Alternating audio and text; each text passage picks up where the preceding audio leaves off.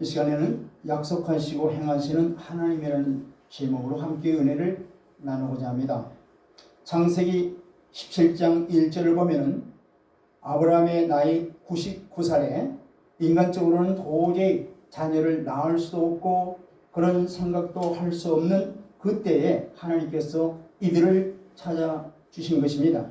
또한 말씀에 불순종해서 큰 죄를 범한 것을 깨우치고 회개하는 시간을 주시기 위해서라도 13년이라고 하는 긴 시간을 주셨고 이제 13살 된 이스마엘을 키우며 그를 후손으로 생각하면서 하나님께서 후손을 주시겠다고 하는 약속을 까맣게 잊고 살아갈 때 하나님께서는 그를 찾아오신 것입니다. 창세기 17장 1절을 보겠습니다.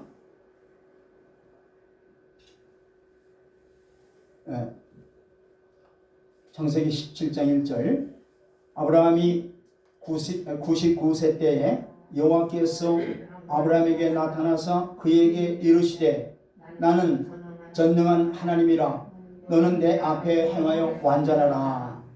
아멘.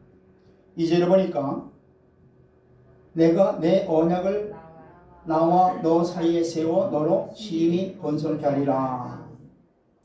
아멘.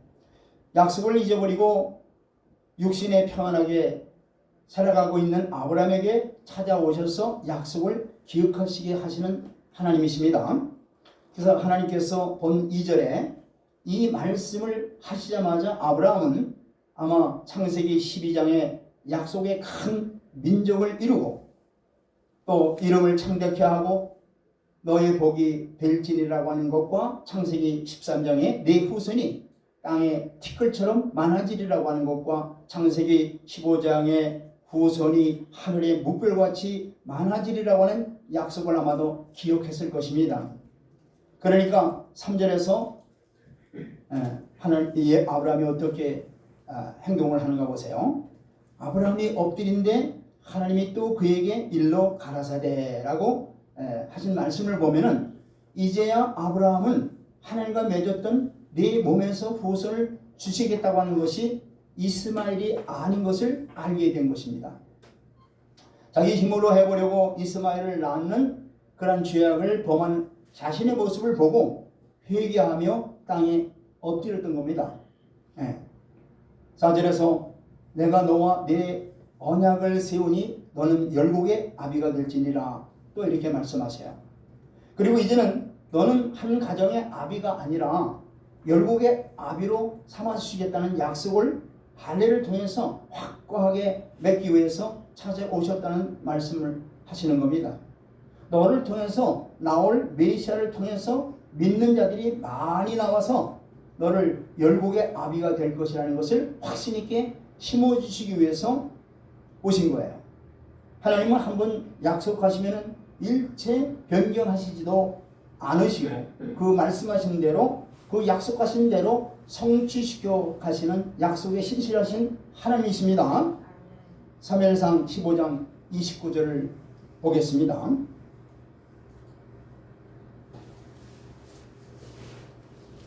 시작. 이스라엘의 지존자는 거짓이나 변기함이 없으시니 그는 사람이 아니심으로 결코 변기하지 않으심이니이다 하니. 아멘. 인간은 하나님의 약속하심을 잊을지 모르지만 하나님은 약속하신 것을 우주의 자연 법칙이 깨어지지 않은 한 절대로 하나님의 약속하신 것을 그대로 성취해 나가시는 언약에 신실하신 하나님이십니다. 우리는 믿음을 가진 아브라함의 후손들입니다. 우리 예수 그리스도를 믿는 자들은 이삭과 같이 다 약속의 자녀들입니다. 예수님께서 재림을 우리에게 약속하셨습니다. 약속의 말씀을 먹고 살아가는 우리들에게는 엄청난 소망이 될 뿐 아니라 하나님의 큰 영광에 참여하는 놀라운 날이 될 것입니다. 히브리서 9장 28절 말씀 보겠습니다.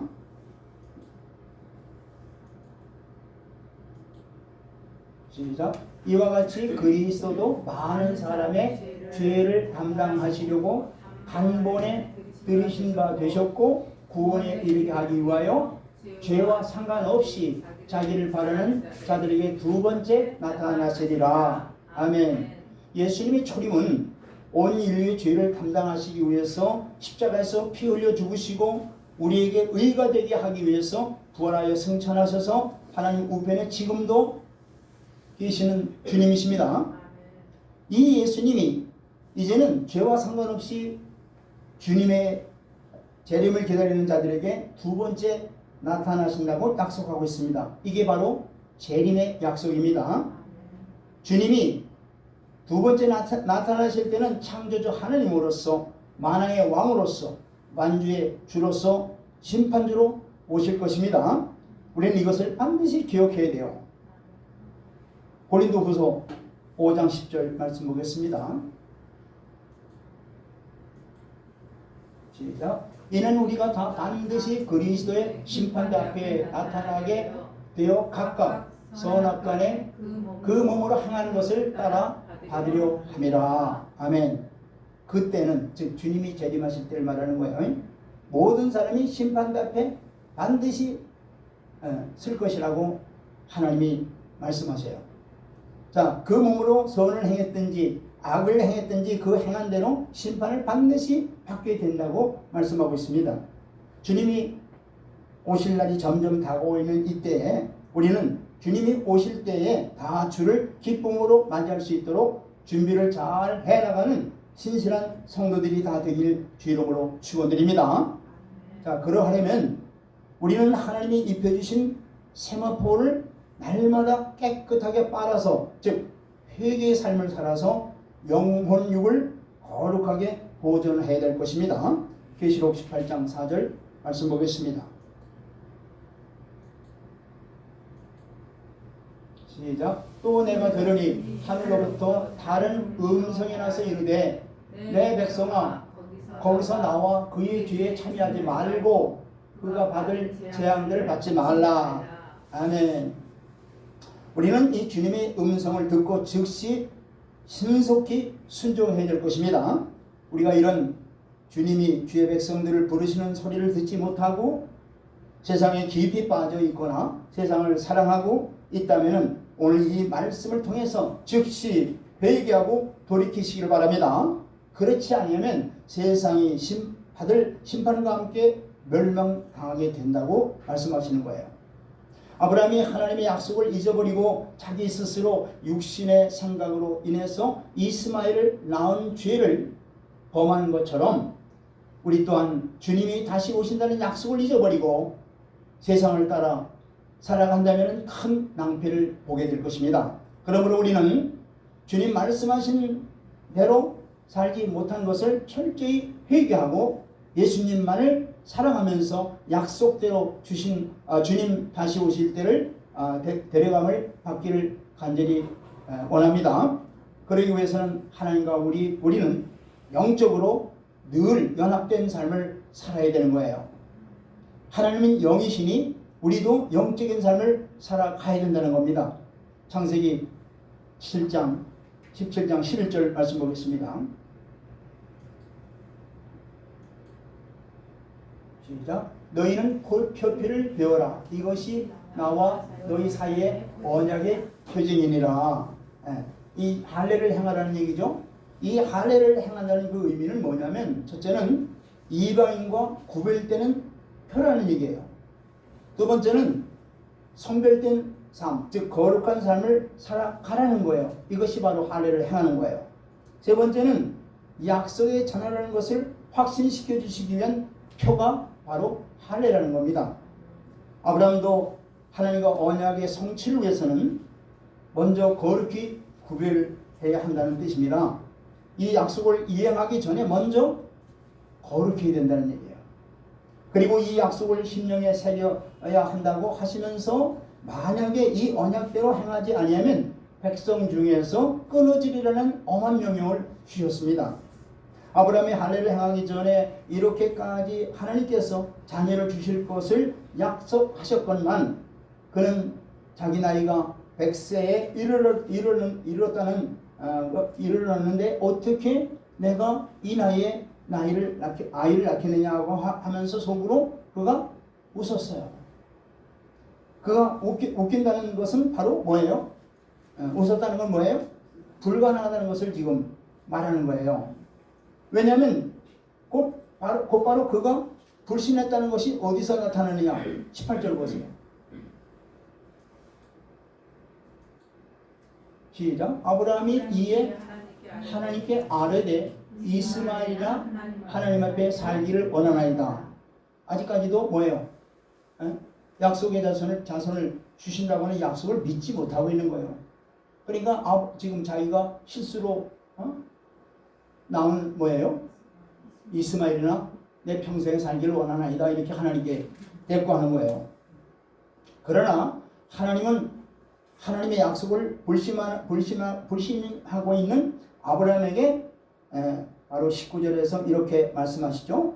하나님이 가라사대 아니라 네 아내 사라가 정녕 네게 아들을 낳으리니 너는 그 이름을 이삭이라 하라. 내가 그와 내 언약을 세우리니 그의 후손에게 영원한 언약이 되리라. 이제는 태어날 아이까지 이름을 지어주시면서 그 이름으로 내년 이맘때에 너의 아내를 통해서 자녀를 주겠다 이렇게 약속하고 있는 거예요. 그래서 21절 보세요. 21절입니다. 시작. 내 언약은 내가 내년 이 시기에 사라가 내게 낳을 이삭과 세우리라. 아멘. 자, 하나님께서는 그를 부르실 때부터, 창세기 12장이죠. 1절에 그 부르실 때부터 하나님의 언약과 비전을 점점 더 구체적으로 그에게 보여주셨어요. 그럼에도 불구하고 자신의 인간적인 생각으로 아브라함은 애굽의 바로 왕에게 자기 아내를 누이라고 거짓말도 하였고 또 여종 하가를 통해서 이스마엘을 낳는 실수를 저질렀던 거예요. 그럼에도 불구하고 하나님은 99살 된 그에게 다시 찾아오셔서 아주 구체적으로 1년 후에 지금 나이 89세 된 사라가 90세 되던 해에 아들을 낳을 것이라고 자식의 이름을 이삭이로까지 미리 지어주시고 약속하시는 거예요. 그제서야 아브라함은 하나님의 약속을 완전히 믿었으며 그 가정의 모든 남자들에게 언약의 징표인 할례를 행했던 것입니다. 그래서 23절 보니까 이에 아브라함이 하나님이 자기에게 말씀하신 대로 이날에 그 아들 이스마엘과 집에서 생장한 모든 자와 돈으로 산 모든 자 곧 아브라함이 집사람 중 모든 남자를 데려다가 그 양피를 벤이라고 말씀하고 있어요. 약속을 받은 하나님의 아브라함의 식솔들이 다 할례를 행했다는 것입니다. 또 창세기 21장 5절에 보면은 약속을 받은 지 1년이 지난 해에 약속대로 아브라함 나이 100살이 되었을 때에 낳기도 전에 이름을 준 웃음이라고 하는 이름을 바로 이삭인 아들이 태어난 거예요. 그래서 창세기 21장 5절에 아브라함이 그 아들 이삭을 낳음의 때가 100세라. 자, 이삭이 약속의 자녀인 것 같이 예수 그리스도를 구주로 믿는 우리 또한 이삭과 같이 약속의 자녀들인 것입니다. 갈라디아서 4장 28절에 이렇게 말씀합니다. 형제들아 너희는 이삭과 같이 약속의 자녀라. 또 고린도후서 1장 20절에 이렇게 말씀하고 계십니다. 하나님의 약속은 얼마든지 그리스도 안에서 예가 되니 그런즉 그로 말미암아 아멘하여 하나님께 영광을 돌리게 되느니라. 아멘. 우리는 주님이 약속하신 약속을 다 받아 누릴 수 있는 예수 그리스도 안에서 하나님의 자녀가 되었습니다. 우리는 그 약속을 믿고 순종하면은 약속의 자녀답게 살아갈 수 있는 특권과 은총을 다 받은 자들입니다. 할렐루야. 자, 요한복음 3장 16절 우리가 잘 알고 있는 하나님이 세상을 이처럼 사랑하사 독생자를 주셨으니 이는 저를 믿는 자마다 멸망치 않고 영생을 얻게 하려 하심이니라. 아멘. 자, 우리는 하나님의 선물인 믿음으로 약속의 자녀가 되어 하나님을 아버지라 부르고 죄 사함받고 사망에서 생명으로 옮겨 멸망치 않고 영생을 얻는 축복을 약속으로 받은 약속의 자녀들입니다. 할렐루야. 예. 그런데 이삭이 자라며 커갈 때에 여종 하갈을 통해서 낳은 이스마엘이 이삭을 조롱하고 괴롭힐 때에 하나님이 이렇게 말씀하십니다. 자, 창세기 21장 10절을 볼까요? 시작. 그가 아브라함에게 이르되 이 여종과 그 아들을 내쫓으라. 이 종의 아들은 내 아들 이삭과 함께 기업을 얻지 못하리라 하므로. 아멘. 자, 이는 바로 육신의 자녀와 약속의 자녀인 영의 자녀와는 함께 같이 살아갈 수 없다는 말씀하고 있는 거예요. 약속의 자녀 이삭과 육의 자녀 이스마엘과는 절대로 함께 할 수 없다는 얘기입니다. 즉 빛과 어둠이 함께 할 수 없듯이 말입니다. 이스마엘은 육적인 삶을 추구하는 자들을 말하는 거예요. 그러나 이삭의 자녀, 즉 약속의 자녀인 우리는 이 땅에서는 나그네 삶이요 온전한 본향인 하늘의 소망을 두고 예수님을 사랑함으로 성령을 따라 말씀에 순종하는 자들을 바로 약속의 자녀라고 말씀하시는 겁니다. 그러니까 우리 안에 이러한 영적인 육적인 요소들이 다 있지만 우리의 삶이 육에 져서는 안 되고 말씀과 성령의 이끌림을 받는 삶이 되어야 된다는 말씀입니다. 그래서 하갈과 이스마엘을 밖으로 내쫓으라고 하나님께서 명하시는 거예요. 자, 그러면 오늘 이제 할례를 아브라함 식솔들이 할례를 받았다고 했잖아요. 자, 그럼 이 할례가 무언가, 진짜 이 할례가 뭘 의미하는가 한번 말씀을 통해서 보겠습니다. 로마서 2장 25절 말씀을 보겠습니다.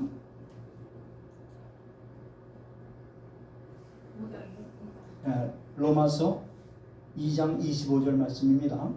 시작. 네가 율법을 행하면 할례가 유익하나 만일 율법을 범하면 네 할례는 무할례가 되느니라. 아멘. 할례는 아브라함과 그의 후손들이 받았습니다. 즉 이스라엘 백성인 선민이 이방인과 구별하기 위해서 할례를 받았다는 얘기예요.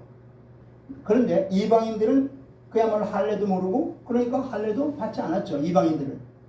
그래서 이스라엘 백성들은 이방인들을 사람 취급도 안 한 거예요. 그러니까 짐승 취급을 한 겁니다. 자, 율법을 지켜야 할례를 받은 자로서의 구별과 거룩과 약속의 자녀로 인정받는 것이 바로 할례는 거예요. 할례가. 그런데 할례를 받았어도 말씀대로 행하지 않으면 무할례자와 같은 겁니다. 예, 할례를 받아서도 말씀대로 살지 아니하면 그들이 말하는 이방인처럼 개와 돼지같이 자기네들도 취급을 당한다는 얘기입니다. 예, 로마서 2장 28절로 29절 보겠습니다. 그래서 이 말씀을 주시는 거예요. 자, 시작. 28절로 29절입니다. 시작. 무릇 표면적 유대인이 아니요 표면적 육신의 할례가 아니니라. 29절. 시작. 오직 이면적 유대인이며 할례는 마음에 할지니 영에 있고 율법 조문에 있지 아니한 것이라. 그 칭찬이 사람에게서가 아니요 다만 하나님에게서니라. 28절 펴보시길 바랍니다. 다시. 자, 여기에 보니까 28절에 이면적 유대인, 표면적 유대인이라는 말이 나오죠. 표면적 유대인. 자, 그럼 이 표면적 유대인이 뭔가? 바울은 할례를 받은 유대인이라 할지라도 말씀을 지키지 아니하면 할례에 아무 유익이 없다고 말씀하고 있죠. 할례를 아무리 할례를 행했어도 말씀대로 지키지 않으면 그 할례가 아무 유익이 없다고 바울을 통해서 계속 줄곧 말씀하는 게 바로 이 말씀하는 거예요. 즉 할례를 받지 않은, 그런데 할례를 받지 않은 이방인이라 할지라도 말씀을 지키면 할례를 받은 거 다름이 없다고 말씀하는 거죠. 예. 그래서 본절에서는 그 결론으로서 육신의 할례만 받는 것은 의미가 없으며 마음의 할례만이 중요함을 말씀하고 있는 거예요. 그 할례만 받았다고 해서 이게 바로 유대인이냐? 아니다 이게요. 정말로 마음의 할례를 받아야만 이게 참된 할례라는 얘기예요. 그런데 문제는 이들이 이것이 그들의 내면과는 무관한 표면적인 것이 표면적으로 살았다는 얘기예요. 내적인 변화는 아무것도 없이 표면적으로만, 즉 할례 표만하고 살았다는 얘기예요. 이게 바로 문제죠. 즉 그들은 말씀을 지키지 않으며 마음속에 있는 더러움과 추악한 것들을 못내 씻지 못하고 그냥 살았다는 얘기예요. 바로 즉 하나님께서는 하나님께서 보시는 것이 외모가 아니라 뭘 보신다고요? 하나님은 마음의 중심을 보시는 하나님이십니다. 예. 그러니까 이들은 하나님을 진정 몰랐다는 얘기예요. 다만 할례 표만 하면은 나는 하나님의 자녀고 아브라함의 후손이다 이렇게 자랑하고 속으로는 어떻게 해요? 그대로 옛사람 옛성품 그대로 살아가는 죄진 모습대로 그대로 살아가는 이것을 가지고 나는 아브라함의 후손이다 자랑할 때 하나님 보시기에 얼마나 참으로 추악하게 보이는 것입니까? 그들은 겉으로 보기에는 분명히 말씀을 지닌 유대인이었으나 실제로는 말씀이 없는 자들과 똑같은 거예요. 자, 외면적으로는 그들이 모세의 자리에 앉았으므로 그의 제자처럼 보이죠. 모세의 자리에 앉았으니까. 그런데 실제로는 지옥 판결을 피할 수 없는 진노의 자식들이라고 주님은 밝히 말씀하고 있습니다. 그래서 주님이 뭐라고 해요? 이 독사의 새끼들아, 지옥의 판결을 어떻게 너희들이 피할 줄 아느냐. 주님이 직접 심판하신 거예요. 그러므로 우리는 성도로서 부단히 자기를 점검하지 않으면 안 되는 거예요. 본전의 유대인들처럼 하나님과 사람 앞에서 표리부동한 교만을 하고 가증스러운 삶을 살고 있지 않은가 우리 자신들을 돌이켜봐야 되는 겁니다. 예수님께서도 주의 이름으로 선지자 노릇하고 주의 이름으로 귀신을 쫓아내며 주의 이름으로 여러 가지 권능들을 행한 이들 중에는 성도가 아닌 사람들이 적지 않다고 말씀하고 있는 게 그 말씀하는 거예요. 마태복음 7장 22절로 23절 말씀을 보겠습니다. 그래서 주의 이름으로 모든 일을 했다 하지만은 주님이 이런 심판의 소리를 들으면서 우리 자신들을 한번 돌이켜 봐야 돼요. 자, 시작. 나더러 주여 주여 하는 자마다 다 천국에 들어갈 것이 아니요 다만 하늘에 계신 내 아버지 뜻대로 행하는 자라야 들어가느니라. 아멘. 아버지 뜻대로 행하는 자들만이 천국에 가는 거예요. 22절 시작. 그날에 많은 사람들이 나더러 이르되 주여 주여 우리가 주의 이름으로 선지자 노릇하며 주의 이름으로 귀신을 쫓아내며 주의 이름으로 많은 권능을 행하지 아니하나이까. 나 좀 봐달라는 얘기죠. 주님 이름으로 다 했으니까. 주님의 이름으로 헌금도 하고 주님 이름으로 봉사도 하고 주님 이름으로 모든 걸 다 했는데 왜 나를 모른다고 하신다니까. 주님 오실 때 이제 그렇게 판전을 받을 때 이렇게 항의하는 거예요, 한마디로. 그런데 뭐라고 말씀하시는 거예요? 내 아버지 뜻대로 행하는 자라야만 들어간다고 분명히 말씀하고 있잖아요. 즉 내면보다 외형을 치중하는 이들이 바로 굉장히 위험한 거예요. 내면보다 외형을 치중하는 자들 굉장히 위험한 거다 이 말이에요. 중요한 것은 속모습이며 더불어 그 속모습과 동일한 겉모습으로 우리는 우선 신앙의 내실을 일치시키는 그러한 성도들이 되어야 되는 것입니다. 겉과 속이 같아야 된다는 얘기예요. 아멘. 자, 그렇다면 하나님이 원하시는 이면적 유대인이 뭘까? 우리 아까 29절 보세요. 하나님이 원하시는 건 바로 이면적 유대인을 원하시는 거예요. 이면적 29절이요. 자, 여기 오직 이면적 유대인이 유대인이라고 그랬죠.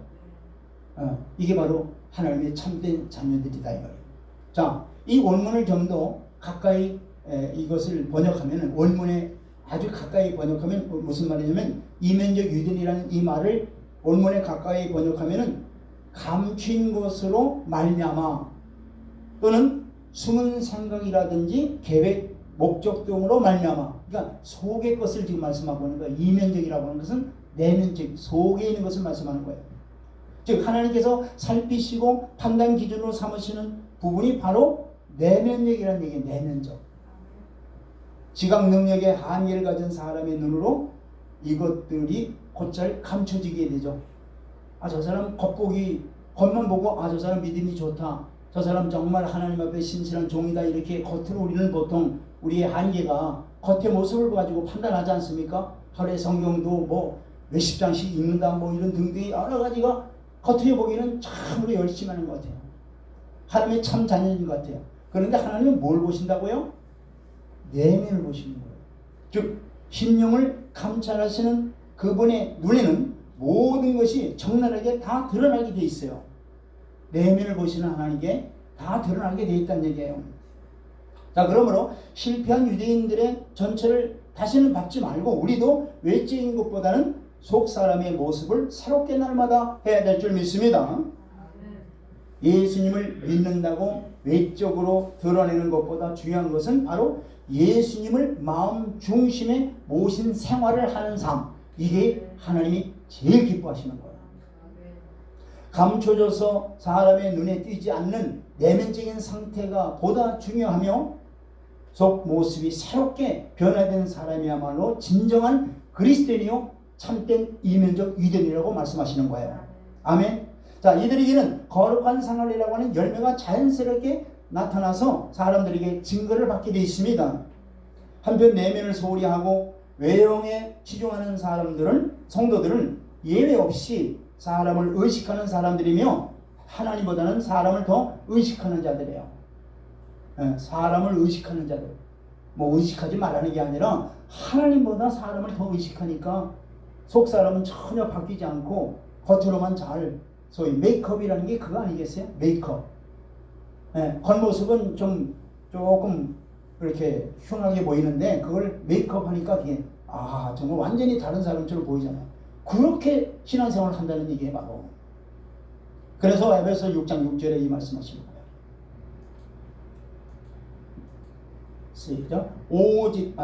시작. 눈가림만 하여 사람을 기쁘게 하는 자처럼 하지 말고 그리스도의 종들처럼 마음으로 하나님의 뜻을 행하고. 아멘. 유대 종교를 대표하는 서기관들과 바리새인들에 대해서 주께서 책망하신 말씀이 뭔지 아십니까? 그들이 모든 행위를 사람에게 보일 목적으로 한다는 것입니다. 이걸 지금 주님이 계속 책망하시는 거예요. 우리 복음서에 보면은요, 주님이 계속 이 바리새인들아 그러면서 외식하는 자들아 계속 마태복음 23장 보면은 계속 질타하잖아요. 그게 바로 이거예요, 바로. 겉으로 종교인 척, 겉으로 하나님을 잘 믿는 것처럼 한다면, 그런데 실제로 그들의 삶은 전혀 빛이 아니라 어둠으로 나타나는 거예요. 그러니까 그들은 하나님을 인정하는 일꾼이 되고자 했지만은 절대 될 수가 없는 거예요. 사람들이 인기를 받고 존경받기를 원했던 거예요. 이들은. 그 시장 같은 데서도 내가 하나님의 자녀다 하면서 경문을 크게 내리면서 그냥 여기다가 뭐 이상한 표시를 하면서 그냥 손을 흔들고 막 기도하고, 시장 어귀에서도 나는 이렇게 하나님의 거룩한 하나님의 종이다. 오늘날도 보면은요, 많아요, 사실은요. 유대인들이 그렇게 실제로 그 복음서에 나타나는 그런 행위, 경문을 차고 뭐 이런 것들이 겉으로 이제 그들과 우리는 다르다 하지만 한번 내면적으로 한번 깊이 우리가 생각해 본다면 그들보다 더한 것이 우리라고 생각해요. 얼마나 교만한지 몰라요. 자만한지 몰라요. 그래도 내가 주의 종인데 내가 절대 그렇지 않습니다. 주의 종이든 나든 누구만을 자랑해야 돼요? 예수 그리스도만을 자랑해야 되는 거예요. 예수 그리스도가 그 몸에서 향기로운 그 냄새가 계속 삶 속에 나타나야 되는 거예요. 할렐루야. 아멘. 하나님은 요란스럽게 거치장스러워하는 사람을 외면하시고 내면에 충실하고자 힘쓰는 자들을 하나님이 들어서 칭찬하시고 높여주시는 것입니다. 그러므로 사람이 보는 부분에는 신경을 쓰면서 하나님이 보시는 부분을 소홀히 하는 것은 참으로 어리석은 것이죠. 마태복음 15장 18절로 19절 말씀 보겠습니다.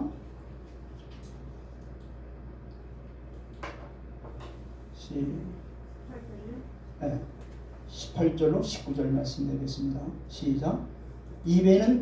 입에서 나오는 것들을 마음에서 나오나니 이것이야말로 사람을 더럽게 하느니라. 뭐라고 말씀하세요? 입에서 나오는 것은 어디서 나온다고요? 마음에서 나오는 것이니 이것이야말로 뭘 더럽힌다고요? 사람을 더럽히는군요. 뭘 마음에 담가두느냐 이게요.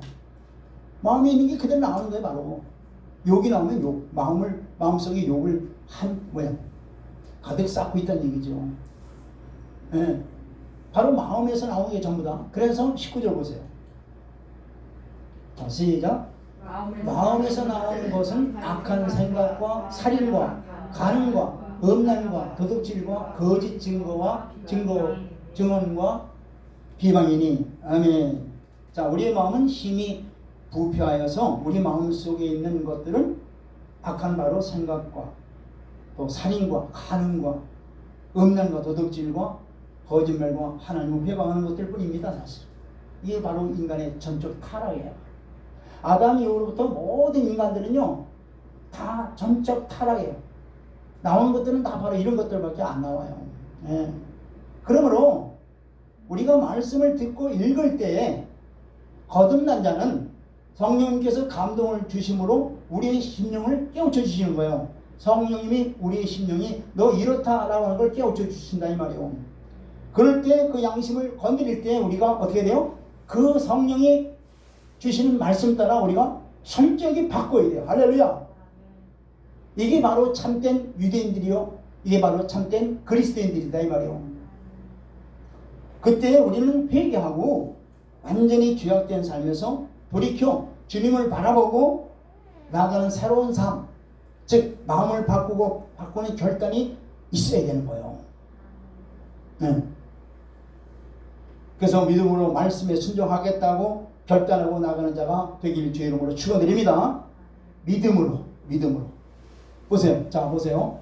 지금 여기 오늘 말씀이 아브라함이 약속을 믿어서 약속대로 반드시 성취하는 하나님의 그 약속의 신실하심을 그가 체험받았죠. 이삭을 낳았잖아요. 낳을 수 없는 나이에 하나님께서 너를 통해서 이름까지 주면서 이삭을 낳게 했다고 약속하셨잖아요. 그래서 그걸 사실은 그걸 보시고 뭐예요? 하나님이 의로 여기신 거예요. 바로 그걸 바로 마찬가지로 우리도 하나님의 이 이삭과 같이 약속의 자녀들이죠. 무슨 약속을 받았어요? 하나님이 여러 약속들을 우리에게 주셨잖아요. 수만 가지 약속을 우리에게 주셨어요. 그 약속을 우리가 마음에 믿는 거예요. 아멘. 믿고 어떻게 돼요? 이들이 할례를 행한 것처럼 우리 또한 우리가 하나님의 약속의 말씀을 믿고 우리는 뭐예요? 할례 대신에 무슨 할례요? 성령으로 인치시는 거예요. 할렐루야.